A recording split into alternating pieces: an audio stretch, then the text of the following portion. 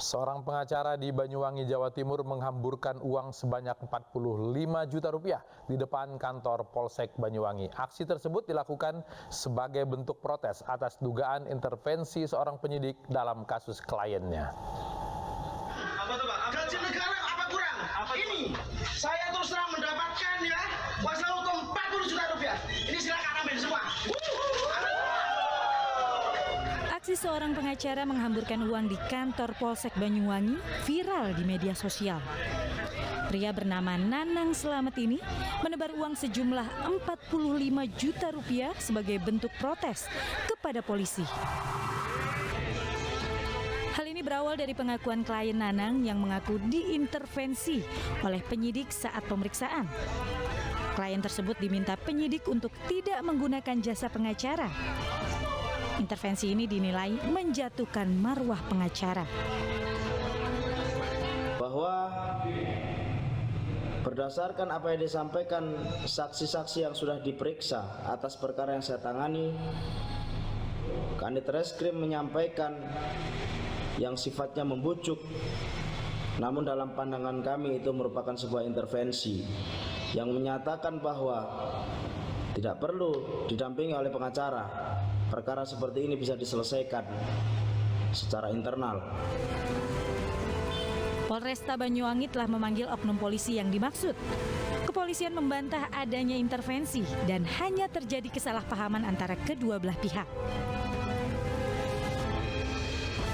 Yang pada intinya secara hati nurani dan batinnya daripada yang bersangkutan, Mas Nanang tersebut telah meminta maaf sebagai kesalahan secara spontanitas. Sementara itu, kasus penipuan yang ditangani oleh Polsek Banyuwangi dengan Nanang sebagai kuasa hukumnya tetap berjalan.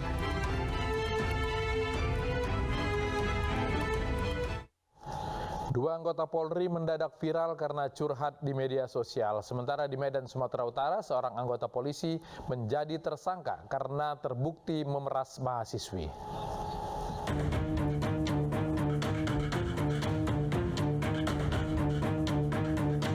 Polrestabes Medan telah resmi menetapkan status tersangka kepada Bribka PKS anggota polisi yang melakukan pemerasan terhadap seorang mahasiswi di Jalan Dr. Mansur, Medan, Sumatera Utara.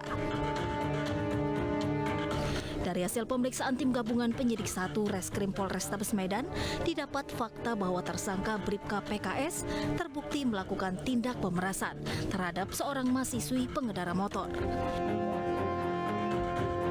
Ia meminta uang kepada mahasiswi tersebut sebesar Rp200.000, namun korban hanya memberikan Rp100.000. Dari tangan tersangka, polisi mengamankan sejumlah 1 unit sepeda motor yang digunakan tersangka, seragam polisi tersangka, dan uang Rp100.000. Selanjutnya juga dari fakta-fakta di lapangan dan hasil pemeriksaan dari saksi korban, bahwa benar adanya perbuatan tersebut, ya, dugaan pemerasan ataupun pemerasan. Dan saat ini kita sedang melakukan pemeriksaan terhadap 2 orang saksi di lapangan yang melihat kejadian tersebut. Itu yang berketahui Mamak Muda nikah. Kau dibantu sama polisi, tapi bapak yang dipecat, direkomendasikan dipecat, biar kau tahu. Video seorang polisi curhat kepada kedua anaknya karena akan dipecat secara tidak hormat dari kepolisian viral di media sosial.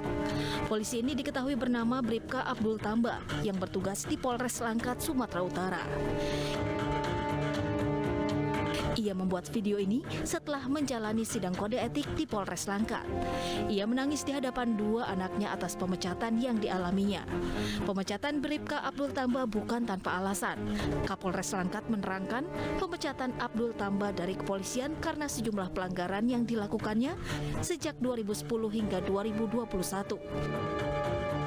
Terdapat 16 jenis pelanggaran yang dilakukan Abdul Tamba, diantaranya penyekapan, pemerasan, tidak masuk dinas selama 75 kali, dan penganiayaan terhadap istri dan anaknya. yang bersangkutan membuat akun di TikTok dengan menarik simpati masyarakat dan mendiskreditkan Polres Langkat supaya yang bersangkutan tidak dipecat. Baru-baru ini terjadi lagi polisi curhat. Unggahan curhatan seorang anggota kepolisian Polres Palopo, Aibda Aksan, viral di media sosial.